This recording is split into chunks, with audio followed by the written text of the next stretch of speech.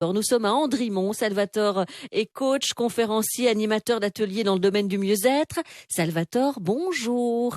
Bonjour Sylvie. Ce qui m'a fait super plaisir, Salvatore, c'est que vous reveniez dans cette petite vidéo sur le pouvoir des mots que l'on emploie, la façon dont on traite, à la limite ici le virus, et puis tout ce qui va autour est extrêmement important. Salvatore, attention aux mots qu'on emploie. Tout à fait, parce qu'à force de prononcer le mot coronavirus, on en a fait presque comme un mantra. Et ce mantra, c'est un peu une manière de générer de l'énergie. Bien sûr, c'est ce qui est de l'actualité actuellement, mais on se connecte avec des vibrations de peur. Et à force de se connecter avec ces vibrations, on alimente comme un grand réservoir d'énergie négative qui continuellement va aussi renforcer ce qui se passe actuellement. Donc c'est vraiment les mots qu'on emploie, la façon dont on parle de ça, encore une fois, de ça et de tout le reste. Donc tout ce qui est confinement et ce genre de choses, c'est pas un mot positif non plus, ça, confinement. Absolument, absolument. J'ai enregistré justement dans ma vidéo plusieurs phrases à consonance négative, mais qui sont l'actualité d'aujourd'hui. Fermer les cendres, tomber malade, visite reportée, épidémie, propagation rapide. C'est tous des mots qui rentrent comme ça dans notre espace de sens, au travers de nos oreilles, puis aussi avec tout ce que nous voyons. Et tout ça pénètre en nous, dans notre corps, et s'installe sous des émotions, sous une émotion qui, elle, va faire son circuit à l'intérieur de nous et provoquer parfois, je vais dire, de l'anxiété, du stress. Et tout ça diminue notre système immunitaire. Et on en a besoin en ce moment, c'est surtout ça aussi. Voilà. C'est pour ça que j'ai créé cette vidéo, pour donner une clé possible, mettre en application facilement. Ça veut dire quoi concrètement, Salvatore? On doit plus employer ces mots-là ou on doit formuler nos phrases autrement? On peut formuler nos phrases autrement et aussi surtout utiliser d'autres phrases pour alimenter d'autres circuits à l'intérieur de notre système nerveux, comme par exemple joie, enthousiasme, gratitude, confiance.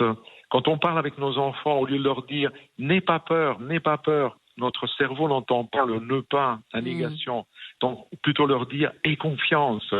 Voilà, ce sont des choses, je veux dire, qui se font aujourd'hui, qui se disent aujourd'hui. Restons attentifs à ça. Tu es formidable. J'ai placé à l'arrière de la porte d'entrée chez moi une feuille avec le mot « tu es formidable ». Les gens, quand ils rentrent, ils ne la voient pas. Mais quand ils repartent, ils voient cette feuille, ils voient ce mot-là, et ils repartent avec ce mot-là parce qu'ils l'ont lu. Donc, il s'est imprégné en eux. C'est extraordinaire, voilà. Dites, j'ai une autre question, Salvatore. Parce que je vous connais en tant que câlinothérapeute. Je vous ai déjà pris dans des conférences, dans des voyages que j'ai organisés jusqu'ici, que j'organiserai encore. La câlinothérapie, ça dit bien ce que ça veut dire. Se faire des câlins, se rapprocher, se faire des bisous, et surtout, c'est prouvé que le câlin, évidemment, a une façon de nous faire être bien. Alors aujourd'hui, on peut plus, vraiment, avec les personnes avec qui on voudrait. Comment le câlinothérapeute voit ça avec son œil à lui? Oui, eh bien, c'est tout simple. Nous avons aujourd'hui, je dirais, une coupure de communication physique. Parce que c'est ce qui est provoqué par les différentes mises en place et les mesures qui sont mises en place. Donc, dans la communication, nous avons une communication qui est celle du cœur, qui reste toujours présente par les yeux, le regard, par les oreilles, par les mots que nous allons prononcer. Et quand nous avons quelqu'un en face de nous, parce que c'est peut-être ce qui va arriver dans quelques jours, peut-être pas, je n'en sais rien, mais nous allons être peut-être confinés. Et à ce moment-là, regardons nos enfants, regardons notre conjoint, donnons-leur un mot positif pour les encourager, pour leur dire qu'on est content d'être avec eux, que ça nous fait plaisir de se retrouver. Donc la communication, elle peut continuer autrement par le simple fait d'émettre des mots avec une connotation positive. Dire un compliment, ça va tout de suite te remettre de l'énergie positive. Eh ben, j'ai envie de vous faire un compliment, Salvatore. Merci. Tout simplement, merci d'être qui vous êtes. Je vous connais personnellement. J'ai eu envie de faire cette petite séquence avec vous quand j'ai vu cette vidéo, en effet, qui fait un buzz. Malgré tout, c'est incroyable au niveau des partages. Et vous-même, vous êtes sidéré par le fait. Vous voyez, on a besoin de ça aussi, Salvatore. Oui.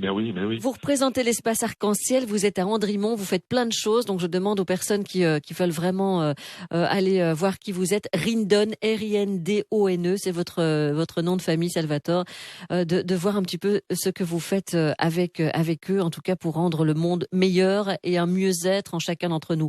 Merci, à bientôt Salvatore. Bon dimanche. Merci Sylvie, merci.